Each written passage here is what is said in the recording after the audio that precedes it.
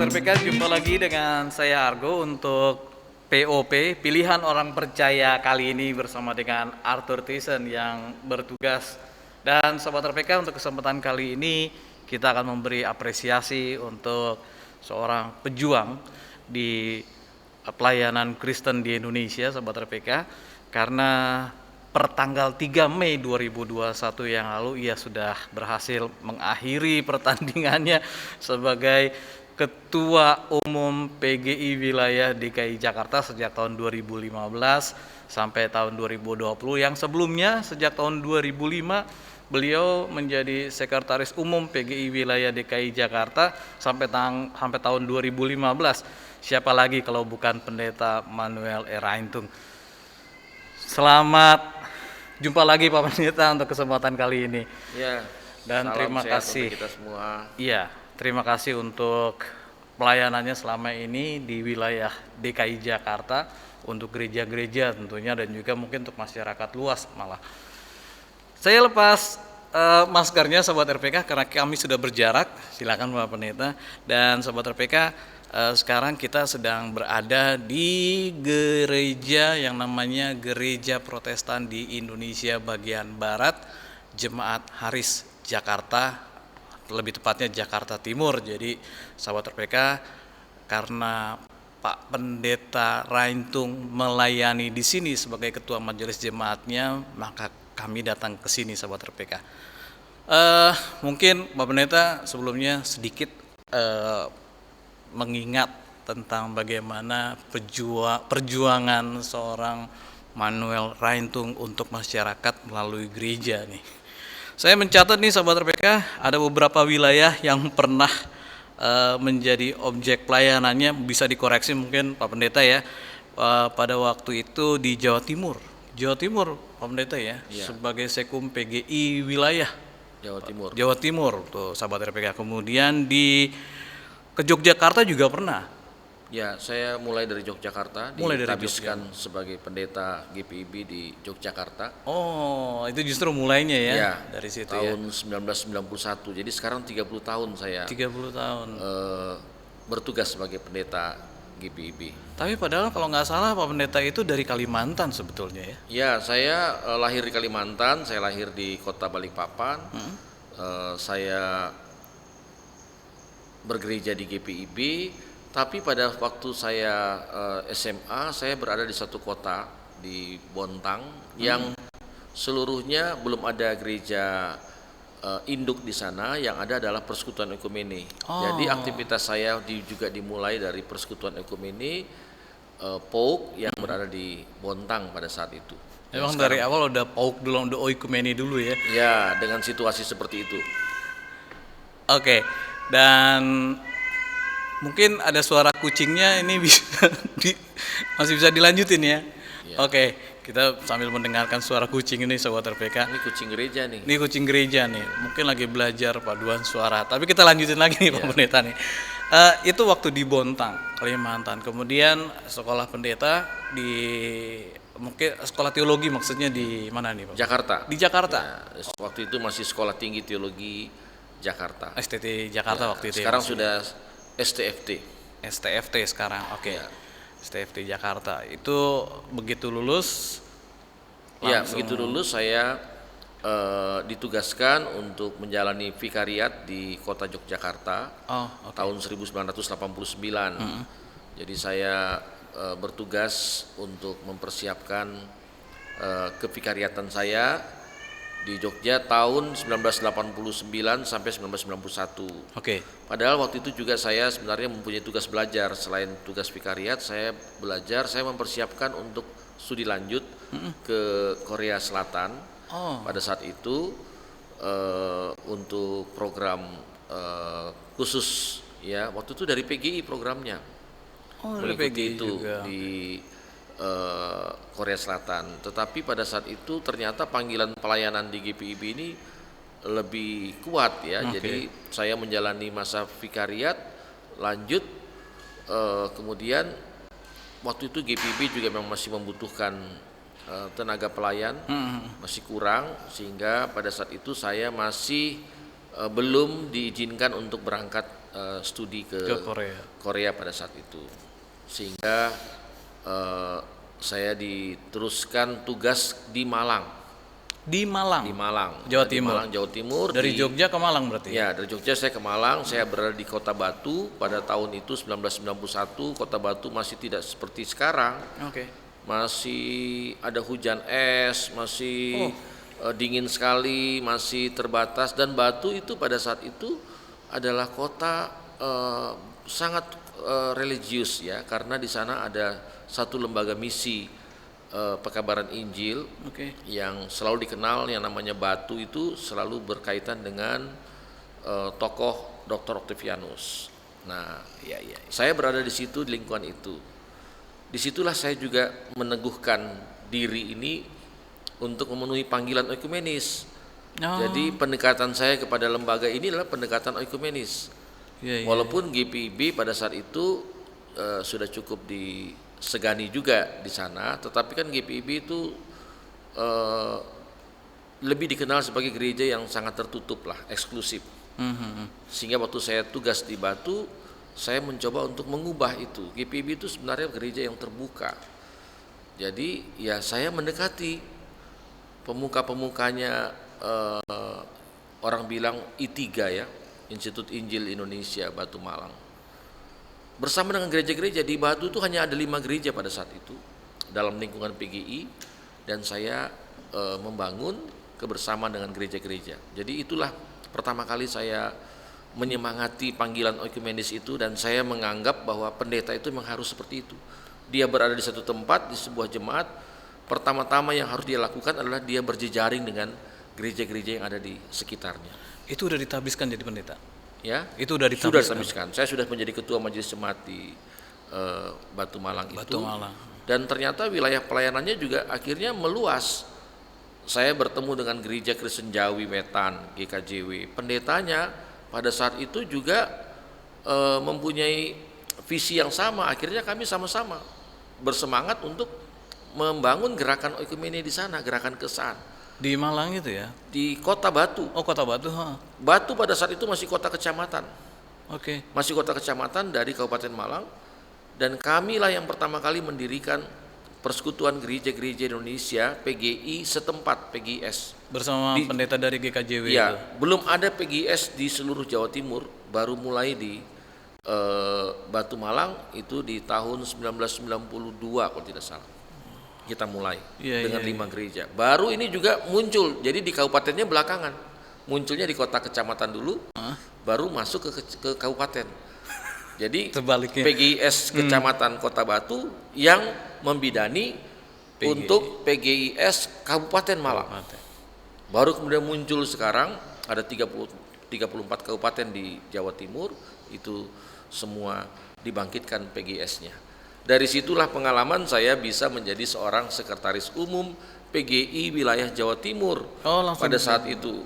Ya, saya didaulat. Pada saat itu saya ketua MUPEL GPIB Jawa Timur. Oh, Ya, berarti pada saat itu saya 1995 saya didaulat menjadi ketua MUPEL Jawa Timur. 1997 saya menjadi sekum, dan saya melepaskan tugas sebagai ketua MUPEL karena tugas PGI wilayah Jawa Timur juga luas ya. Karena unik di Jawa Timur itu kita juga harus hadir di tingkat kabupaten-kabupaten kota. Jadi ada 34 kabupaten kota di sana. waktu di Jawa Timur itu berarti Pak Pendeta harus pindah ke Surabaya? Ya, saya tahun 95 dipindahkan ke Surabaya karena saya ketua MUPEL terpilih. Nah, kantornya MUPEL itu kan di pusat di Surabaya. Jadi saya bergerak dari Malang ke Surabaya. Oh, Nah, begitu jadi ceritanya. di Surabaya saya berjemaat di GPIB Bahtera Hayat Bahtera di Hayat. Tanjung Perak. Di situ saya kemudian mengikuti aktivitas oikumene juga di Jawa Timur, di Surabaya, dan akhirnya terpilih menjadi sekretaris umum PGI wilayah Jawa Timur. Itu usia berapa tuh Pak Pendeta? Saya pada saat itu masih usia 30 tahun. Masih 30 udah jadi sekum gitu ya?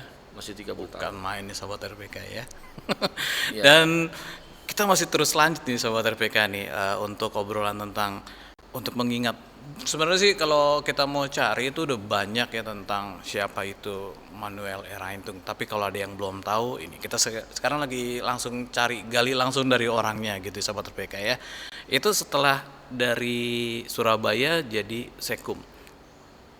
Yang menarik, karya dari Batu Malang itu ternyata kreasi Pak Pendeta bersama teman-teman 5 gereja dulu. Iya. Nah di Surabaya ada kreasi apa lagi nih Pak Pendeta?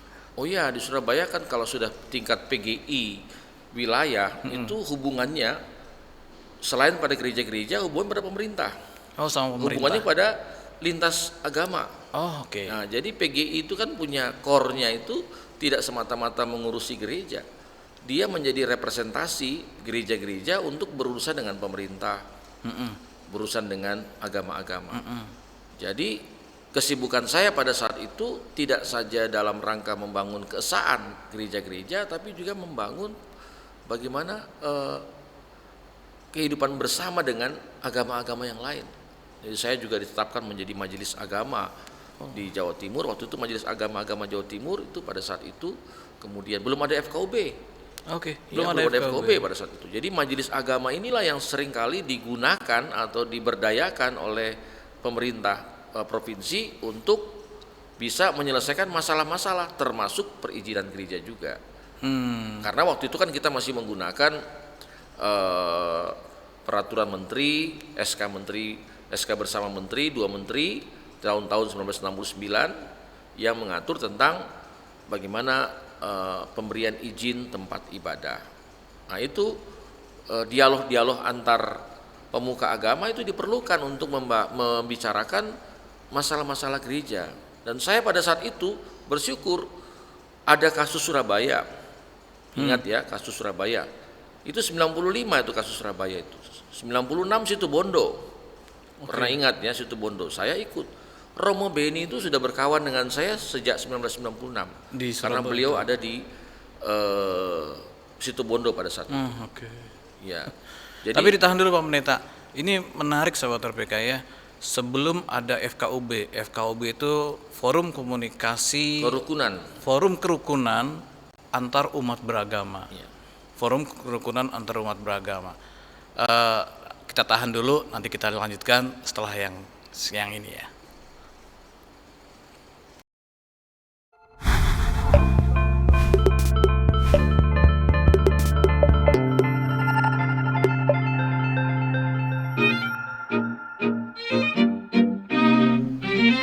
Kembali lagi sahabat RPK dari GPIB Haris Jakarta di Pulau Gebang. Sahabat RPK, Argo masih menemani sahabat RPK bersama dengan Arthur Tyson. Kali ini kita masih berbincang banyak nih sama Pendeta Manuel Eraintung.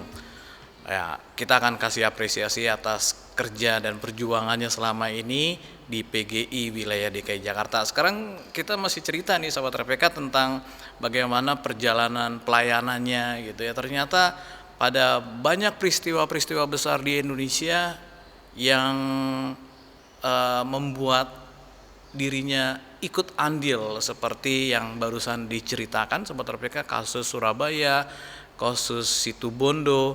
Tapi sebelum kita mengetahui gimana andilnya, kita tanya dulu. Kasus Surabaya itu kasus penyerangan terhadap gereja-gereja di wilayah itu. Begitu ya Pak Pendeta ya? Ya. Itu peristiwanya kayak gimana tuh waktu itu Pak Pendeta? Ya, Seingat Pak Pendeta. sebenarnya peristiwa itu tidak harus terjadi ya. Ini kan semuanya karena hanya kesalahpahaman. Ada pada zaman itu sudah ada provokator, hoax juga sudah ada. Cuman istilahnya lebih keren sekarang. Jadi ada berita-berita bohong yang disampaikan sehingga terjadilah perseteruan. Dan sebenarnya ini dipicu sudah cukup lama kehadiran gereja-gereja di satu wilayah yang kawasan pada saat itu Kampung Madura memang. Tapi memang hebat juga GPIB atau gereja-gereja yang lain bisa hadir di wilayah itu. Tapi mungkin lambat laun sentimen agama itu dimunculkan sehingga terjadilah kesalahpahaman. Orang-orang yang diprovokasi untuk mengganggu gereja itu di Surabaya. peristiwa yang sama terjadi di tahun 96 di Situbondo. Nah, kalau itu sampai dengan pembakaran. Pembakaran beberapa tempat ibadah di sana. Ada gereja Pantai Kosta Pusat Surabaya, gereja Katolik, gerejanya Romo Beni ini. Ya, itu ceritanya seperti itu. Dari situlah bangkit usaha-usaha untuk mencari keadilan dalam rangka hidup beragama ini. Maka muncullah forum komunikasi Kristen Surabaya, FKKS. Sebelum ada FKKI Indonesia, dan kemudian muncul FKKJ, Forum Komunikasi Kristiani Jakarta. Itu Theophilus Bella. Betul. Yang menjadi pemukanya di Jakarta ini. Tapi sebelumnya Pak Pendeta, saya penasaran, tahun itu di dalam kasus Surabaya itu kan Pak Pendeta belum ada di PGI gitu ya, maksudnya belum sebagai pimpinan. Itu gimana Pak Pendeta bisa andil dalam peristiwa itu? Di Jawa Timur memang unik. PGI wilayah Jawa Timur itu sempat aktif baik, tapi kemudian menjadi suam-suam dan bahkan menjadi tidak berperan apa-apa sesudah justru persidangan raya PGI dilaksanakan di Surabaya tahun 1989. Itu ada sidang raya. Karena ada konflik-konflik sehingga PGI ditinggalkan.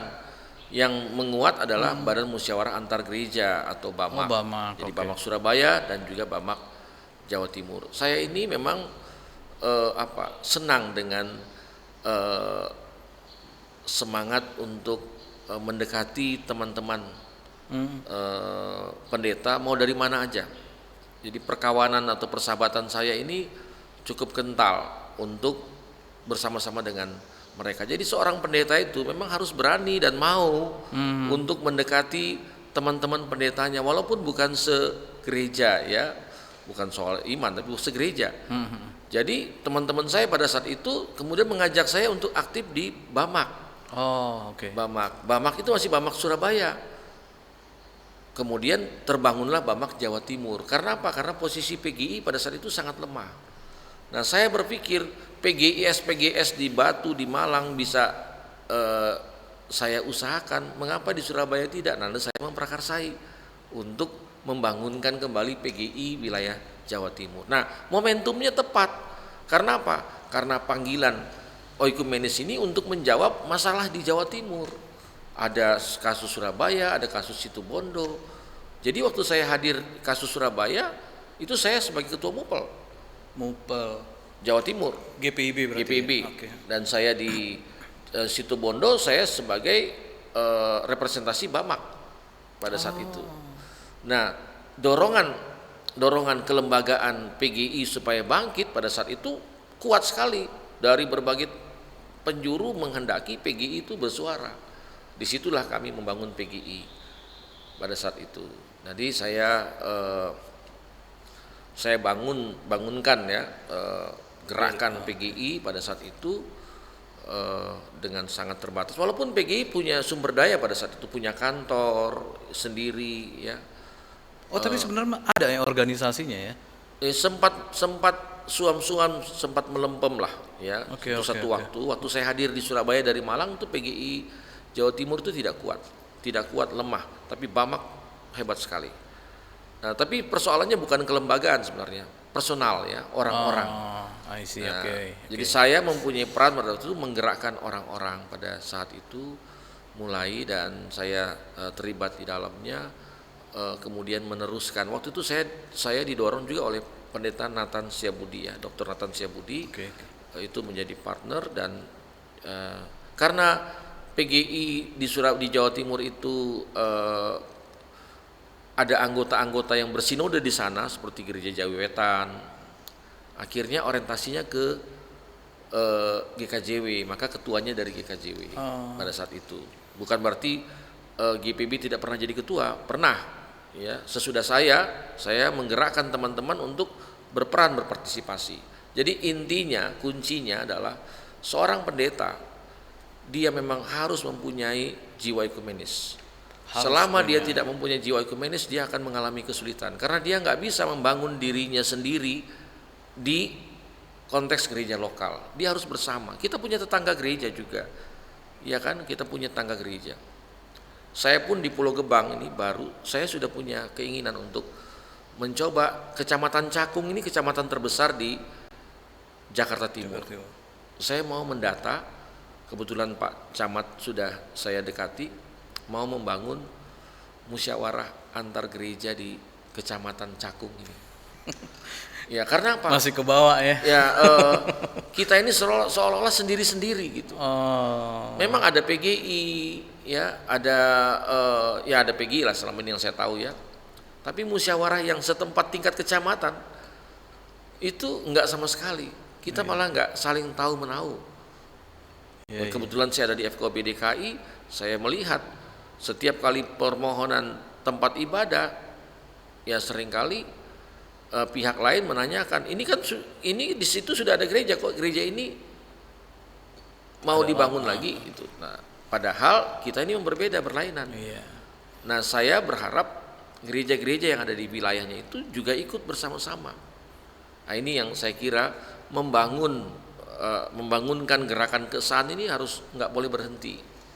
Itu kalau kita tahan Cakung. Nah ini gimana nih Pak Pendeta, begitu dari Surabaya yang jauh itu Pak Pendeta ternyata ada di Jakarta. Iya, saya tahun 2000 dipindahkan ke Jakarta. Tahun 2000? Iya, dipindahkan ke Jakarta. Saya pikir ya sudahlah, sudah selesai. Pengalaman ekumenis saya di Jawa Timur sudah cukup lah. Di Jakarta saya mau konsentrasi untuk bergereja berjemaat lah. Tahun 2000 saya masuk ke Kelapa Gading, 6 tahun saya di Kelapa Gading. 2005 saya ikut persidangannya PGI wilayah DKI. Karena di Kelapa Gading gitu ya? Ya karena saya tugas di Kelapa Gading. Saya berangkat dari Jakarta Utara pada saat itu, dan kemudian persidangan PGI DKI pada saat itu menginginkan untuk merekrut seorang sekretaris umum yang penuh waktu. Itu dicarilah gereja-gereja dengan indikasi pernah berpengalaman menjadi seorang sekretaris umum di mana aja. Gampang kok. Maka pilihannya saya. Jadilah pada saat itu. Dan yang mendorong saya adalah justru Dr. Nathan Setiabudi, yang pada saat itu sudah jadi mantan dari Ketua Umum PGI. Dan dia merasa bahwa saya yang menjadi peserta pada saat itu, bahkan menjadi majelis ketua persidangan, dianggap layak untuk itu. Jadi di Surabaya, walaupun calonnya ada 5 orang. Di Surabaya ketemu, di Jakarta juga ketemu lagi sama Pak Pendeta. Saya ketemu Pak Nathan di Surabaya karena beliau Ketua Umum PGI pada saat itu ya. Lalu di Jakarta beliau sudah tidak Ketua Umum PGI, tapi kita mempunyai visi yang sama. Tetap beroikumene itu. Karena Pak Nathan ini adalah seorang yang kalau menurut saya senang hadir di mana-mana, senang berteman dengan siapa saja. Saya kira jiwa ekumenis itu tolak ukurnya dari situ. Bisa dan mau bersahabat dengan mana aja. Enggak pendeta gerejanya sendiri begitu ya. Saya lebih banyak punya nomor HP pendeta gereja lain dibandingkan pendeta GPIB begitu. Kebanyakan main. Itu kalau itu peristiwa jadi sekum di wilayah Jakarta waktu itu ya? Ya, 2005. Karya-karya apa yang bisa Pak Pendeta cerita yang masih diingat? Kalau saya kan pada waktu menjadi sekum di Jakarta ini, saya sebenarnya tidak punya karya apa-apa di DKI. Hanya karena reputasi aja. Ya, bahwa saya pernah menjadi sekretaris umum di Jawa Timur. Kemudian saya punya aktivitas bergereja yang cukup lah untuk wilayah Jakarta Utara. Waktu itu saya aktif di musyawarah antar gereja Jakarta Utara pada waktu itu. Ya jadi namanya juga didengar lah waktu itu. Dan saya juga ketua MUPEL 2002, saya ketua MUPEL Jakarta loh. DKI Jakarta, bukan Jakarta Utara Timur. Yang memekarkan Jakarta, MUPEL Jakarta itu justru periode saya. Saya hanya 6 bulan jadi ketua MUPEL DKI, ketua MUPEL transisi untuk membidani lahirnya 7 MUPEL dari DKI Jakarta. Jadi MUPEL 5 di DKI Jakarta, Utara, Barat, Timur, Selatan, dan Pusat, lalu MUPEL Banten dan MUPEL Bekasi. Oke. Tadinya kan Mupol DKI itu meliputi Banten dan Bekasi. Iya, ditahan dulu Sobat RPK. Eh, Pak Pendeta Raintung mengaku memang nggak ada karir di Jakarta. Padahal sebenarnya banyak Sobat RPK ya. Apalagi setelah dia terlibat dengan FKUB di DKI Jakarta. Tapi nanti kita lanjutin lagi Sobat RPK setelah yang disiapkan Arthur Tison.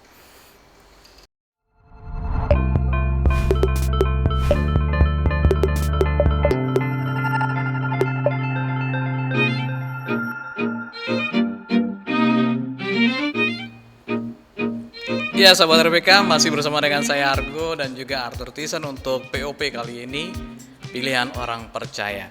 Sobat RPK, kita masih bicara dengan Pendeta Manuel Raintung tentang bagaimana perjalanannya dalam melayani jemaat-jemaat. Sudah di Surabaya, di Batu Malang, sekarang sudah masuk ke Jakarta nih Sobat RPK nih. Tadi Pak Pendeta mengaku bahwa nggak ada karya yang dilahirkan di Jakarta sebagai Sekum PGI wilayah DKI Jakarta. Padahal sebenarnya banyak juga yang bisa kita ingat ya. Ada penyelesaian beberapa gereja di Jakarta yang mengalami kendala-kendala, tapi itu juga bukan cuma sebagai pimpinan dari PGI wilayah DKI Jakarta, tapi juga sebagai pimpinan dari FKUB. Nah, ini FKUB, Forum Kerukunan Antar Umat Beragama, khususnya di Jakarta. Pak Pendeta, bisa cerita itu tentang pelayanan Pak Pendeta di FKUB, juga beberapa masalah-masalah yang diatasi sama Pak Pendeta. Ya, yang saya maksud tadi saya tidak punya karya itu bukan berarti tidak punya peran apa-apa ya. Artinya saya sebenarnya hanya meneruskan di Jakarta ini, dan seorang sekretaris umum penuh waktu di Jakarta ini akhirnya harus mendorong ia untuk melakukan relasi-relasi, membangun relasi-relasi dengan siapa saja, baik itu pemerintah terutama dan juga antar umat beragama selain gereja-gereja. Karena programnya PGI itu sudah program yang memang turunan dari PGI Salemba, katakan begitu. Nah, tapi dalam hal relasi dengan pemerintah, nah ini. Jadi saya 10 tahun sebagai sekretaris umum PGI wilayah DKI Jakarta pada saat itu 2005 sampai 2015, saya cukup berhasil membangun relasi dengan pemerintah. Gubernur pada saat itu masih Fauji Bowo. Pertama kali saya masuk Fauji Bowo. Lalu kemudian beralih kepada Joko Widodo, kemudian Basuki Cahayapurnama dan Pak Anies. Jadi 4 gubernur yang saya nikmati. Jadi dan saya tentu mengusahakan untuk membangun sampai dengan terakhir kita bisa mendapatkan betul-betul kehadiran pemerintah di gereja-gereja melalui program BOTI, bantuan operasional tempat ibadah, termasuk bantuan untuk koster, termasuk sebenarnya ini yang tertunda, memberangkatkan 100 pendeta ke Tanah Suci, Tanah Suci Yerusalem maksudnya, ke Israel. Dananya sudah ada tapi pandemi jadi membatasi, jadi belum lah itu. Mudah-mudahan itu akan ada, karena itu janji Pak Anies juga sih ya. Tapi kalau pandemi kan kita nggak bisa. Nah, karena saya di PGI, jalinan dengan agama-agama lain itu memang mutlak. Salah satu program utama PGI adalah berjejaring dengan agama-agama lain. Nah, oikumene semesta itu tidak hanya bicara relasi antar gereja, tapi juga antar orang lain, agama lain, sehingga kita juga mesti kuat.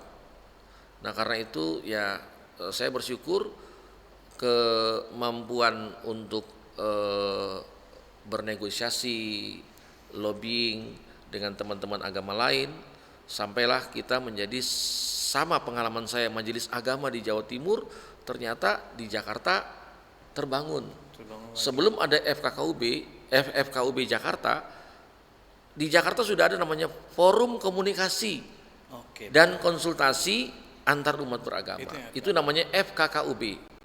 Lahirnya di 2005. Tapi pemerintah kemudian menetapkan peraturan bersama dua menteri nomor 9 dan nomor 8 tentang tugas dan tanggung jawab kepala daerah dalam membangun kerukunan. Salah satu yang ada dalam peraturan itu adalah mengenai FKUB. Sehingga saya sudah familiar dengan orang-orang itu, kami bangunlah FKUB di Jakarta sesuai dengan peraturan pemerintah. Nah, karena yang proporsinya hanya satu-satu orang, ya saya tentu harus memberikan kesempatan kepada Ketua Umum. Ketua Umum PGI pada saat itu adalah Pendeta Sidabutar, Bihelman Sidabutar, dialah yang menjadi anggota. Saya mendampingi beliau, tapi nama yang tersebut adalah hanya nama Ketua Umum. Baru kemudian setelah Pak Sidabutar dipindahkan ke Sumatera Utara di 2008, kami sudah dibentuk FKUB, saya diminta untuk menjadi pengganti beliau antar waktu. Dan saya hadir di sana, dan 3 periode FKUB itu sampai dengan sekarang hanya saya yang tersisa. Sampai dengan periode 2024 yang akan datang. Dan di FKUB itulah akhirnya ya kita banyak untuk mengusahakan pembangunan tempat ibadah. Sebelum ada peraturan bersama 2 menteri, katakanlah 2006, 2005, sebelum 2005, 1 tahun bisa diterbitkan IMB 5 gereja, itu sudah luar biasa. Oke. Tapi kalau kita lihat dari 2 tahun 2000 sampai 2005, hanya 5 gereja. Jadi 1 tahun 1. Sebelum ada produk PBM, Persatuan Bersama 2 Menteri ini. Tapi sesudah 2006-2007 adanya PBM, 1 tahun minimal 10 gereja. 1 tahun. Dari produk PBM itu. 1 gereja? Ya, dari 5 tahun, dari tadinya 1 tahun 1 gereja, 1 tahun 10 gereja. 10 kali lipatnya. Sekarang sudah hampir 20 gereja setiap tahun dalam perkembangannya. Penerbitan. Ya, karena yang menentukan FKUB. Pertimbangan untuk memberikan izin membangun tempat ibadah itu adalah FKUB. Jadi dengan forum kerukunan umat beragama ini menjembatani untuk usaha-usaha lebih memudahkan pembangunan tempat ibadah. Dan di sini prinsipnya adalah ini, hubungan-hubungan yang baik. Karena FKUB itu menghendaki hubungan antar umat beragama itu harus menjadi baik, sehingga kalau mau mengurus tempat ibadah tidak ada masalah. Ini kan yang sering dipertanyakan sama masyarakat, kok PGI diem aja kalau ada masalah-masalah. Ternyata sahabat RPK, PGI wilayah DKI Jakarta waktu itu terus bekerja untuk permasalahan-permasalahan yang dihadapi gereja-gereja. Pak Pendeta, yang paling sulit, yang paling keinget gitu, peristiwa apa pada saat ada penyelesaian sengketa pembangunan gereja dengan masyarakat? Ya, terutama gereja Katolik ya. Oke. Gereja Katolik itu ada gereja Katolik Maria Vianney di Cijantung, Cipayung. Kalau itu saya menghadapi langsung, kami FKUB turun menghadapi demonstrasi massa yang berkali-kali pada saat itu. Sebenarnya kuncinya adalah kita menjalin relasi-relasi baik dengan masyarakat ataupun pemuka masyarakat. Tidak ada yang tidak bisa diselesaikan. Maria Vianney itu contoh di Jakarta yang bisa diselesaikan. Kasusnya sudah sangat luar biasa pada saat itu. Ya, dan yang meresmikan Ahok, Basuki Cahayapurnama pada saat itu. Dan ya kita juga bersyukur sih ya, Pak Insinyur Joko Widodo ini kan jadi gubernur walaupun tidak lama, tapi dia memberikan peluang-peluang juga, mendorong lah gitu. Jadi dari kepemimpinan itu contoh untuk Maria Vianney, untuk gereja Katolik. Kalau untuk gereja Protestan, saya kira di Jakarta tidak ada yang sulit kecuali masalahnya GKPI ya, GKPI Jatinegara. Tapi itu saya kira kasus khusus lah. Sekarang ini saya baru bulan Desember yang lalu ada pertemuan Kementerian Agama di Kota Palu. saya hadir dan di sana dikatakan bahwa Jakarta ini punya 4 kasus gereja yang belum selesai sampai 2020. Saya mencoba untuk mencari tahu, karena pada saat itu saya menanyakan dan oleh Kementerian Agama masih dibatasi, dan yang ada adalah salah satu gereja Protestan, itu diantaranya yang dimaksud adalah gereja Batakaro Pasar Minggu, GPIB Pasar Minggu yang berada di Tanjung Barat. Sebenarnya ini juga nggak sulit untuk menyelesaikan, tapi ada yang masih harus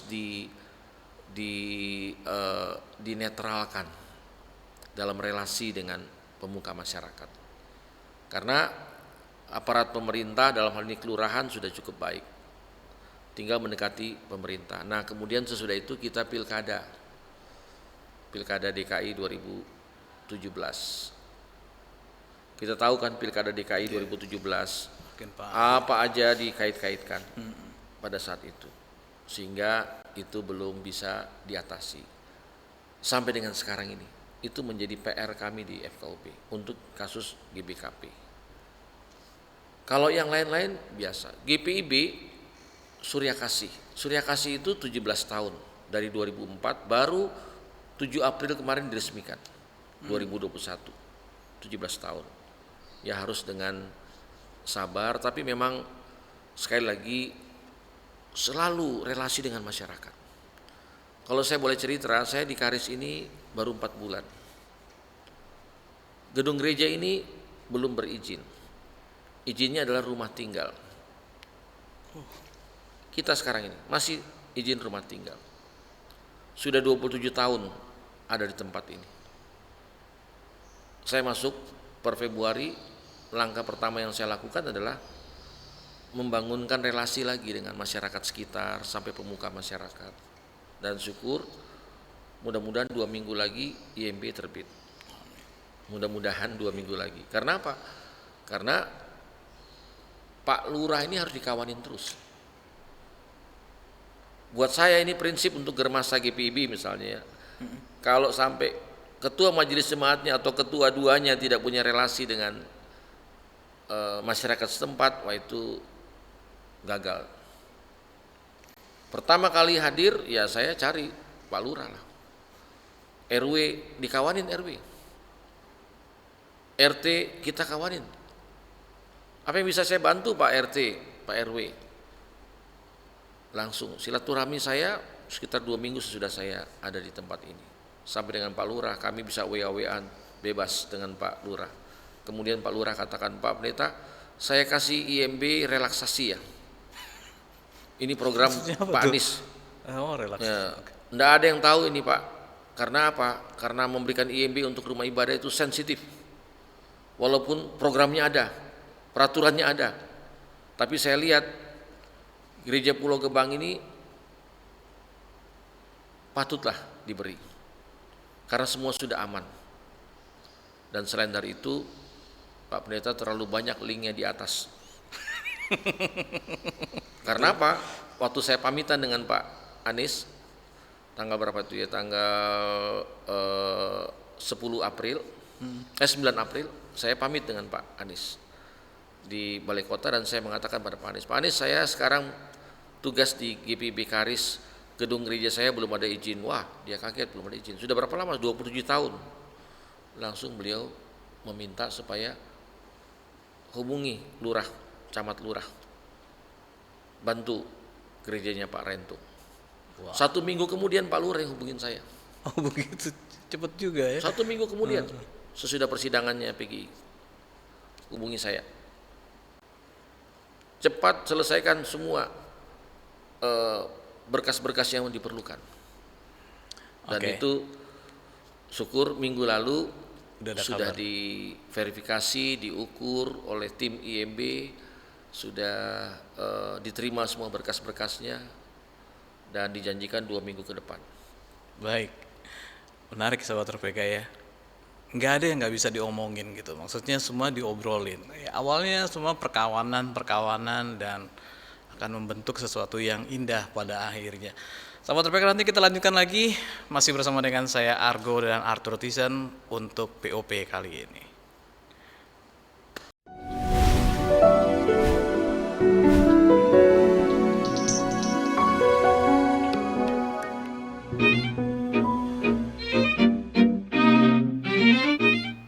Ya, sahabat RPK, masih bersama dengan Argo dan Arthur Tison. Juga sahabat RPK, di sini kami masih di GPIB Haris Jemaat GPIB Jemaat Haris Jakarta Timur di Pulau Gebang, sahabat RPK, tempat di mana Pendeta Manuel Eraintung kali ini melayani sebagai Ketua Majelis Jemaat. Dan sahabat RPK, kita masih terus mengapresiasi tentang apa yang pernah dilakukan oleh seorang Manuel Eraintung dalam pelayanannya terhadap gereja-gereja dan masyarakat. Tadi kita udah ngomongin banyak hal, sahabat RPK, tentang kegiatannya dan semua karya-karya yang terjadi dari mulai Surabaya, dari Magelang, di Batu Malang, terus di Surabaya, sekarang udah di Jakarta, dan kita sekarang masih terus tanya, mungkin udah termin terakhir ya sahabat RPK, ada sedikit waktu nih Pak Pendeta. Saya ini mau tanya, 56 tahun usia Pak Pendeta waktu tanggal 23 Mei kemarin. Masih ada nggak impian Pak Pendeta untuk kedepannya, untuk terus melayani, mungkin juga terus beroikumenis dalam kehidupan ini, khususnya untuk pelayanan terhadap gereja-gereja yang ada di Indonesia, yang juga ada kaitan hubungannya dengan masyarakat, juga dengan pemerintahan? Ada nggak Pak Pendeta? Ya, saya kira impian untuk menjadikan segala sesuatu di kemudian hari ini menjadi lebih baik, saya kira itu harus tetap ada ya. Pertama,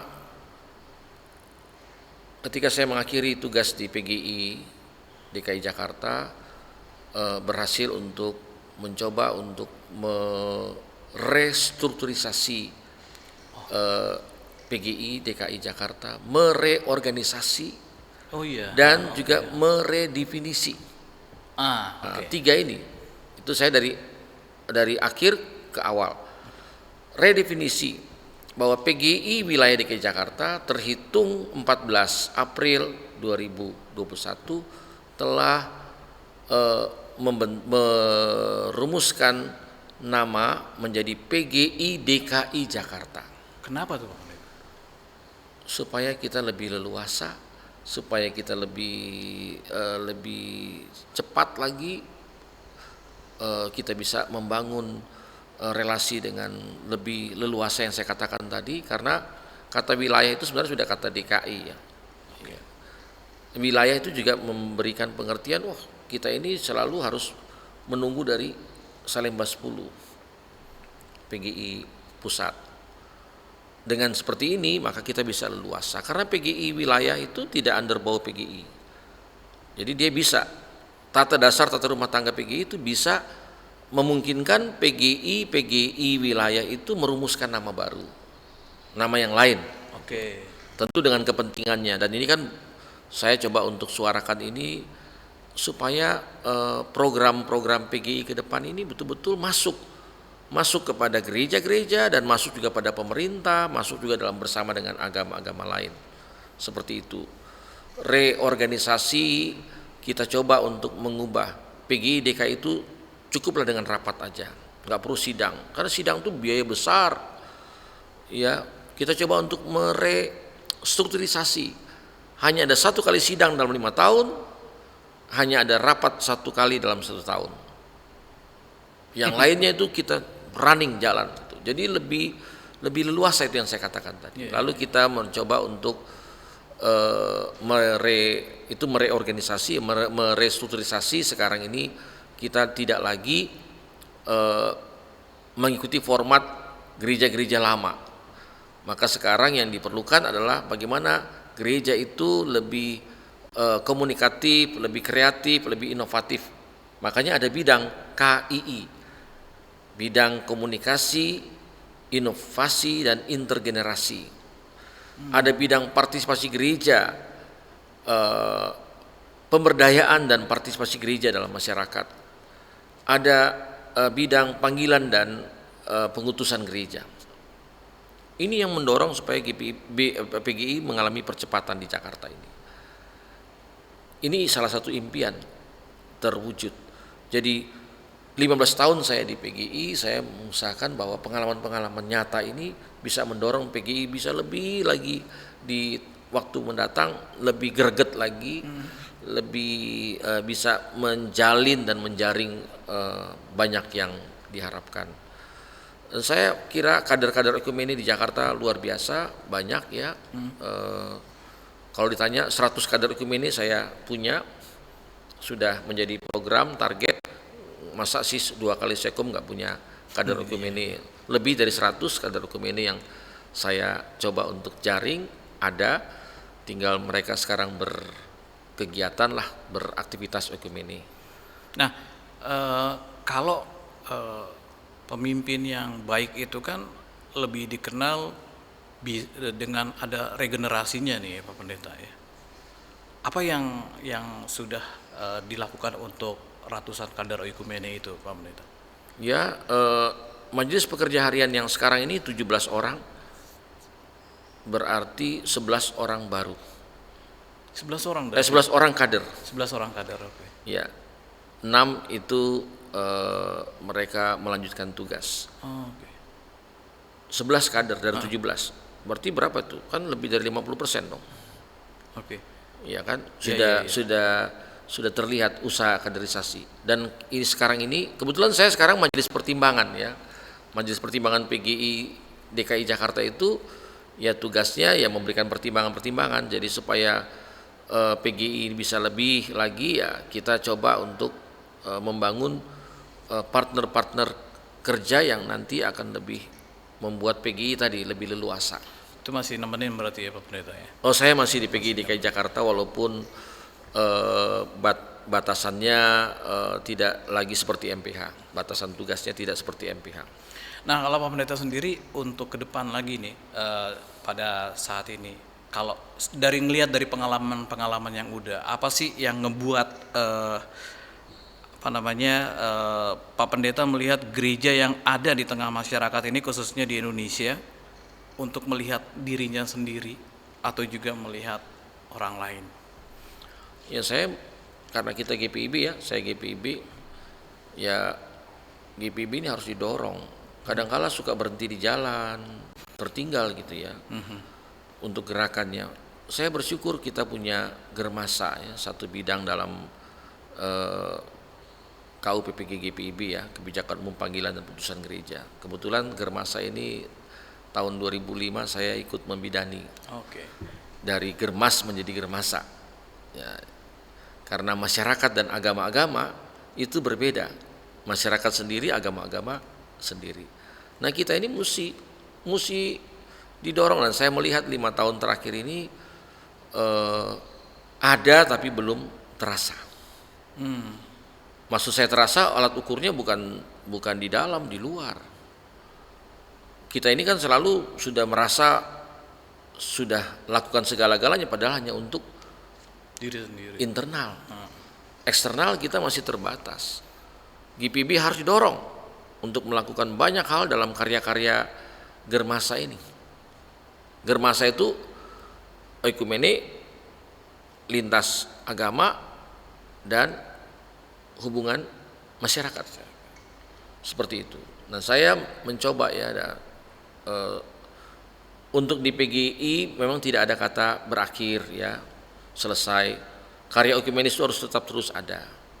Tapi saya berharap bahwa GPIB ya harus mengalami percepatan juga dalam melanjutkan usaha-usaha untuk memenuhi panggilan dan pengutusan gereja ini. Jangan GPIB gereja besar seperti kita yang sudah 72 tahun ini, tapi sepertinya pendiri PGI, DGI dulu, tapi kita nggak punya akses yang cukup lah. Untuk itu Gitu, ya. Jadi Berarti memang kalau kayak begini berarti gerejanya Pak Pendeta memang harus melibatkan Pak Pendeta juga nih untuk bisa membuat berekumene lebih cepat di Germasa tadi ya Pak Pendeta. ya. Ya Sobat RPK, sayang sekali ya waktunya udah dibatasi. Terima kasih Pak Pendeta untuk semua pengalamannya, mungkin juga sahabat RPK juga bisa melihat bagaimana karya-karya yang sudah beliau berikan. Terima kasih Pak Pendeta untuk pelayanan selama ini. Ya, terima kasih. Saya minta sedikit closing statement buat sahabat RPK, juga mungkin para pendeta-pendeta lainnya. Silakan Pak Pendeta. Ya, dalam berekumeni tidak ada kata karya akhir ya. Harus terus ya, karyanya harus terus diwujud nyatakan. Jadi nggak boleh ada karya akhir. Saya bertobat memang. Tadinya saya pikir saya di Surabaya saja, di Jakarta nggak mau. Ternyata justru karya itu harus terus berkelanjutan. Jadi berekumeni tidak ada karya akhir, dia berkelanjutan. Dan membangun jemaat, gereja diperlukan semangat untuk bersahabat, untuk berkawan dengan siapa saja. Karena semangat bersahabat, berkawan ini sebenarnya menciptakan kedamaian dan kebahagiaan. Baik, demikian Sobat RPK, untuk pilihan orang percaya kali ini, saya Argo dan juga Arthur Thyssen mohon diri. Sobat RPK semakin sehat, semakin cerdas. Salam.